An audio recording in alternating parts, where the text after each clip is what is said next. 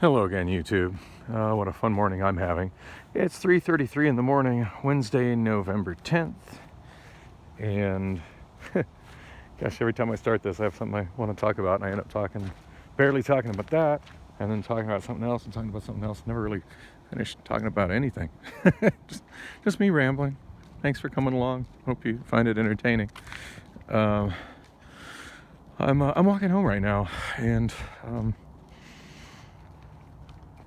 kind of what happened after the end of the last video is not what I expected. I expected to walk into that Circle K and say hi to the clerk, whose name I can't remember, but she's a total sweetheart and been working on the graveyard shift there a long time. I remember the most memorable experience I had with her is I ran out of gas right as I was pulling into the this is when I was driving my Benz. I ran out of gas right as I was pulling into the lot, and she came out and helped me push my Benz up to the gas pump. And you know, I mean, it was still a good running car, and I had money, not a problem, to get, I topped off the tank. But that was when I was juicing scooters, and it was just a matter of I hadn't made the time to get gas, because every minute that I would spend it was very much dog eat dog, competitive thing, juicing scooters, and every minute spent going somewhere to get gas is a minute that I wasn't getting scooters. And I mean, some scooters paid as much as like $9, and that would be the difference between making $8 or $9 potentially, if somebody got to it before I did, because I stopped to get gas. So always trying to wait until the last, not necessarily the last second, but a time where I wasn't chasing scooters to go get gas. And wow, I talk about pushing the envelope, but she was kind enough to come out and help me push it up to the pump. And she's usually there late at night when I go get a drink or some snacks. But I just went there now, and her boss, apparently the store manager, was dragging some heavy box into the store, and he's like, oh, we're close. And I looked at her, and I can't think of her name, and I looked at her, and she goes, yeah, close. And I'm like, oh, really? I'm like, damn. And she's like, I'm like, till when? It's 5 a.m. So yeah, it's 3:35 now, so I won't be open for an hour and a half, so I will not be getting a soda there anytime soon. Anyway, so I walked out, and as I was walking towards home, and actually my plan was, at that point in time, my plan was to just walk south down the Greenbelt. I'm actually walking on what you could call the frontage road of the Greenbelt. It's actually 47th Place, and it's the Greenbelt right there. On the other side of it is 48th Street. And I'm sure I've said what this Greenbelt is before, but for those who don't know, it's the old Crosscut Canal Park.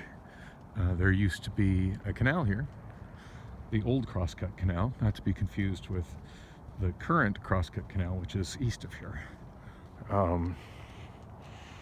And it's called the Crosscut Canal because it moves water between the Arizona Canal and which goes generally east and west. It doesn't go straight east and west because it's a canal, and needs to follow the contours of the land, but it goes east and west. And then the next canal that goes east and west, I believe, is the Grand Canal, and the Crosscut lets water flow from the Arizona Canal into the Grand Canal.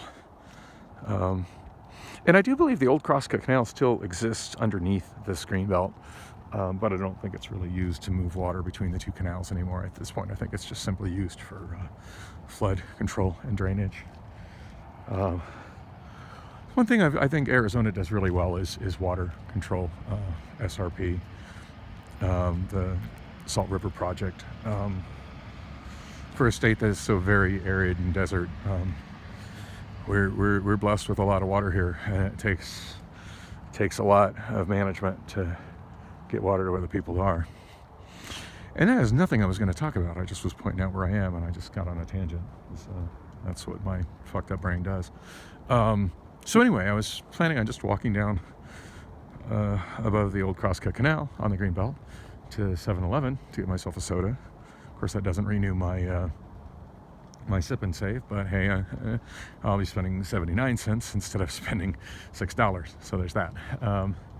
Anyway, as I was walking away, as I've been noting more and more, this area is just becoming really popular with the homeless. And maybe it always was, and I just haven't noticed until more recently, but it definitely seems like there's been a huge uptick in the 6 years that I've lived here, particularly in the last 2 years since the so-called pandemic. Anyway, no surprise as I was walking out of the Circle K that there was a homeless person sitting on the side of the Circle K. Asked me for a cigarette. I don't know why every random pedestrian assumes that I smoke and have a cigarette that I would like to give them, but every single person asked me for not every person, but it sure seems like an obscenely large amount of people ask me for a cigarette. And sometimes my responses are pretty curt. Most of the time I'm just like, nope, don't smoke. Just move on with my life. Other times I just simply ignore them because really, you don't know me. Why are you even talking to me? Or more appropriately, you don't know me. Why are you asking me to give you anything? I'm not asking you to give me anything. On that note, I had a random homeless guy at QT the other day get me about a 3/4 bag of spicy peanuts, and it was delicious and much appreciated. So occasionally it goes the other way, but hardly ever. Anyway, so I told her no, and I didn't smoke, and I don't know why I felt compelled to go back and actually talk to her, but I think I just mentioned something about how it just sucked that they were going to be closed for almost the next 2 hours, and that I had to walk a whole freaking mile to get a soda, and that these stores, like, you don't notice how far apart these stores are until you're walking.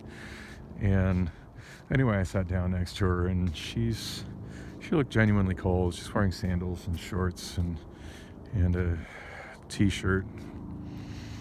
And I don't know how cold it is out here, but I mean, I'm wearing a jacket.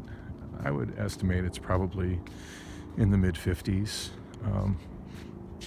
Actually, hang on. Let me pull up the Obama phone. It'll probably tell me. 3 of November, I think. I might have eliminated the weather thing.